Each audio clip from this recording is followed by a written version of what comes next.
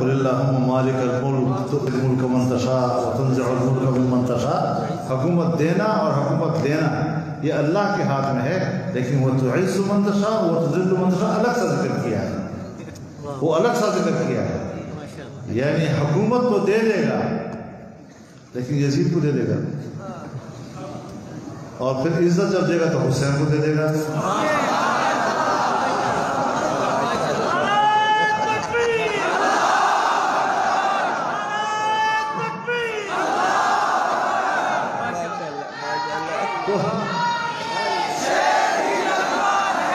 بس کرو بھائی.